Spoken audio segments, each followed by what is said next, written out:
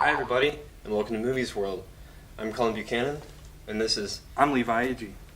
Today we're going to be talking about some movies that you may have seen or that you may have not seen in or out of the movie theaters. This week I've seen at least 3 movies in the theater. One of them was a thriller that we're going to take a look at or listen to the trailer now. It was called Lakeview Terrace, and this is a clip. Please, listen. New neighbors, huh? Yeah, it looks like it. Did you meet them yet? You want to give people a chance to settle in, you know? I always wanted to say this. We're homeowners.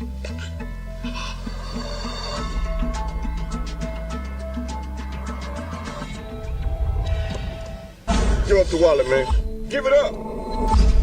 Welcome to the neighborhood. What?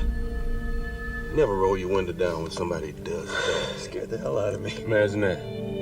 I met our new neighbor, Abel Turner. And? He has a very special brand of humor. He's got security lights. Wow, what an incredibly suspenseful trailer. I was literally on the edge of my seat. I agree. That I've seen the trailer at least 3 times, and every time I watch it, I'm just thrilled with the kind of... I'm sucked in. Well, it is a thriller.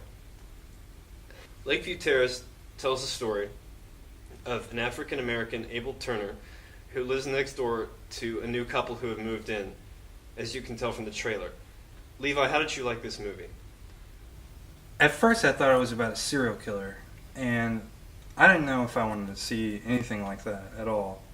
But luckily I got through the serial killer elements of the story and moved past to the more suspenseful parts where you don't really know what's going on. There's a lot of busting in doors, there's a lot of screaming, and those are things that I think any of you will like to listen to. What about this movie? We've decided, and we hope that you will agree, that Lakeview Terrace gets 3 claps out of 6. There's another movie that we watched, another trailer that you're going to listen to, that may or may not have gotten 3 claps out of 6. Just take a listen.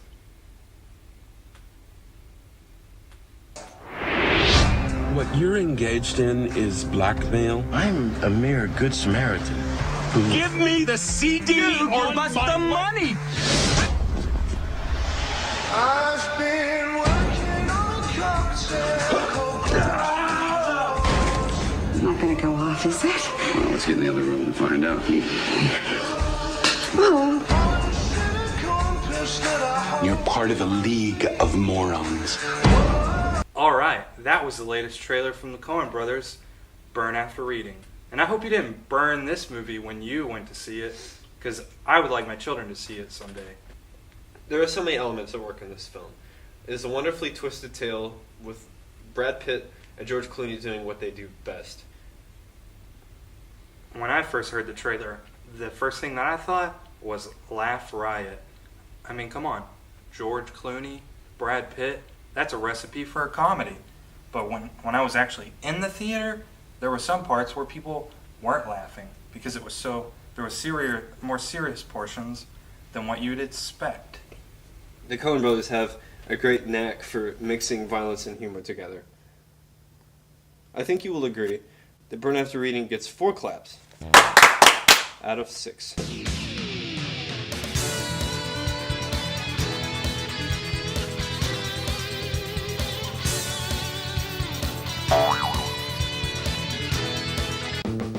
Wild ones drifting along, singing their song in their own way. Wild ones, they never slow down, they never get old, it's a new day. Hey, if you love things that are wild, call 888-LAND-CARE for our free 28-page backyard conservation booklet and put a little wild in your life. This message from the Natural Resources Conservation Service. Welcome back to Movies World.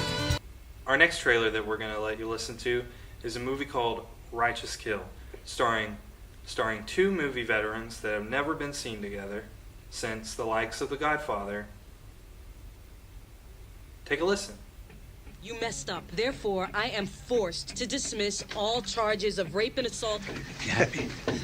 When you walk outside, watch your back. Order in my court. Okay, watch your back. Order! Beresford, you keep smiling. You don't become a cop because you want to serve and protect. Anybody who believes that's an idiot. You do it because you get respect. Because they let you... It sounds really intense. Very.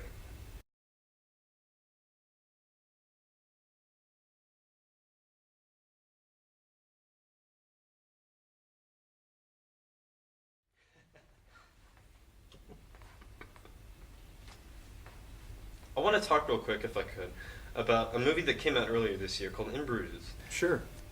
The film is about two hitmen, Ralph Fiennes and Colin Farrell, who are hitmen in the city of Bruges, and the different misadventures that they get into on their trip.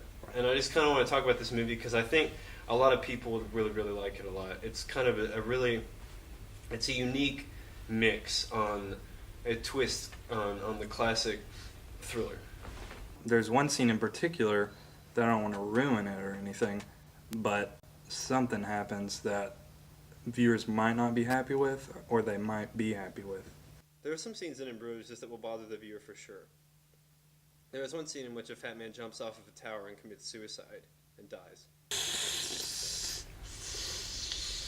But isn't it hard to understand what they're saying? I mean, with the thick accents and everything? There are some parts in the movie that are very hard to understand what the different characters are saying. And I wished in the theater that has subtitles sometimes. Right. Well, I guess that's all we have to say about that.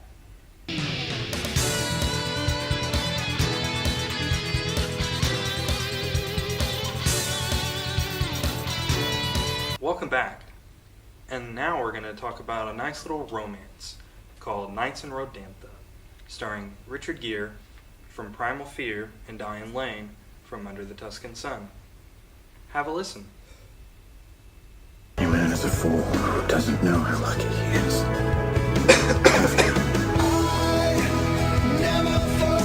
You gave me back my father. You saved him. We saved each other.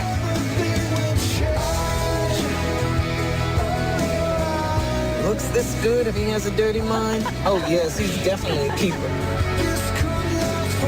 There's a kind of love that makes you feel that anything's possible. I want you to know that you can have that. One weekend changed my life forever. It just sounds great. It really does. Nights in Rodantha is sure to be the best romantic comedy since The Notebook. In fact, I can't wait to take my mother to see Nights in Rodantha. Nicholas Sparks just knows when to push the right buttons. I agree. He tugs at the heartstrings in a way that is uncompromised. Usually he'll give a character cancer. I think the trailer for Nights in Rodantha sounds great. In fact, I'm going to give the trailer 5 out of 6 claps. Wow.